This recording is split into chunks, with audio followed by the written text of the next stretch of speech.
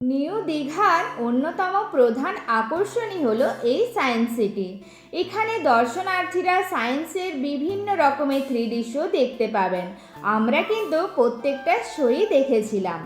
দীঘায় ঘুরতে এলে বিশেষ করে পরিবার বা শিশুদের সাথে এই কেন্দ্রটি বিজ্ঞানকে মজার ছলে জানার জন্য একটি দারুণ জায়গা।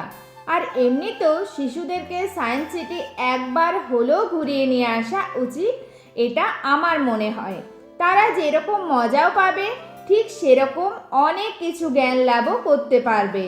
আর এখানে যত ধরনের সায়েন্সের মজার গেম ছিল সেই সবগুলোই আমি কিন্তু ট্রাই করেছি।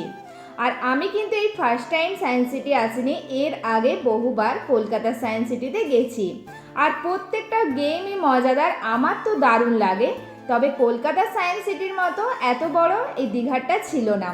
আর আমার ভিডিওটা এডিট করতে লেট হয়ে গিয়েছিল। আমরা কিন্তু নভেম্বর মাসে দীঘা গিয়েছিলাম। এরপর বাইরে বেরিয়ে কিছু ফটোশ্যুট করলাম, রিলস বানিয়ে আজকের ভিডিও এখানেই শেষ করলাম। চলো টাটা।